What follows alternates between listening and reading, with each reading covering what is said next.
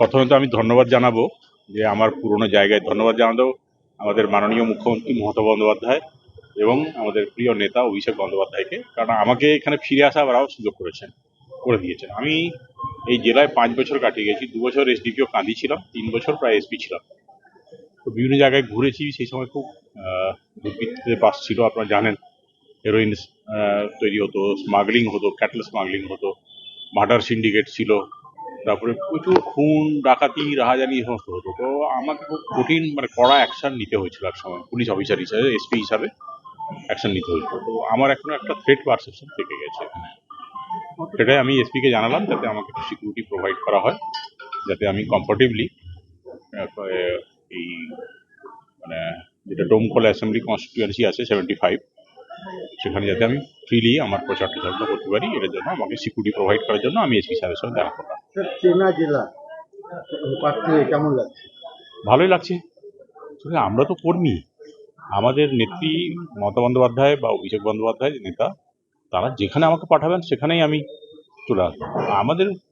আমাদেরকে লড়াইয়ে নামিয়েছেন। অ্যাকচুয়ালি তো সবটাই উনি সব জায়গাতে ওনার এটা রয়েছে আর কি, প্রভাবটা বা ওনার যে প্রতিপত্তি বা ওনার যে সরকার চালানোর যে দক্ষতা আর কি রয়েছেন। এবং আমি এখানে আমার জয়ের ব্যাপারে আমি 100% নিশ্চিত।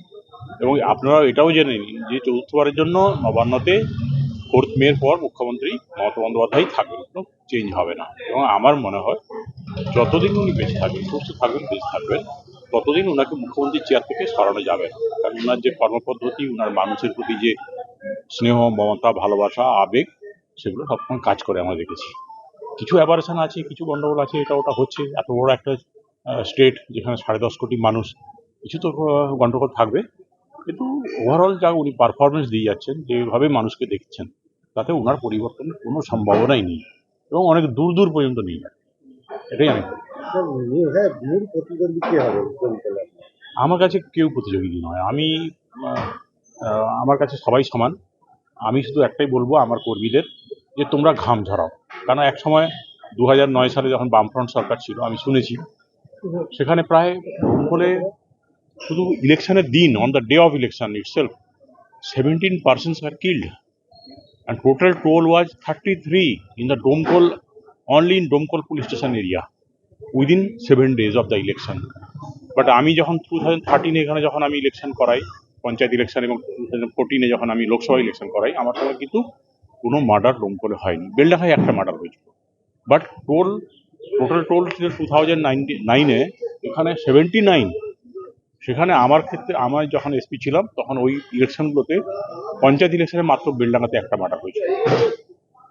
তো মার্ডার সিন্ডিকেটকে তো আমি সবই ধরে নির্মূল করে দিয়ে গেছিলাম, কিন্তু মার্ডার সিন্ডিকেটের যে মাথাটা আর কি, সেটা এখনো থেকে গেছে। তো সে মাঝে মাঝে বিভিন্ন জায়গায় উল্টোপাল্টা কমেন্ট করছে যে আমি ওকে মেরে দেওয়ার চেষ্টা করেছি বা ক্রিমিনাল দিয়ে মারিয়ে দেওয়ার চেষ্টা করেছি। আমি হাত গন্ধ করি না। আমি পুলিশ অফিসার, আইন মেনে কাজ করি। আমি কেন হাত গন্ধ করব? ঠিক আছে, আশা করছি এখানে আপনারা সবাই আছেন, দেখবেন আমি সেই একই পিস এবং ট্রাঙ্কুইলিটি মেনটেন করবে। একটা কন্ডিউসিভ অ্যান্ড কনজেনিয়াল এনভায়রনমেন্টে এই ইলেকশনটা হবে। এবং তৃণমূল প্রার্থীরা যেখানেই আছে মুর্শিদাবাদে, গোটা মুর্শিদাবাদ জেলা জুড়ে নয়, পশ্চিমবাংলা জুড়ে সবাই একে একে করে জিতে আসবে। যেটা পাবে, যেটা পেতে হয় সেটা পাবে। জিতবো আমরা, মুখ্যমন্ত্রী আবার মমতা বন্দ্যোপাধ্যায়। থ্যাংক ইউ, নমস্কার।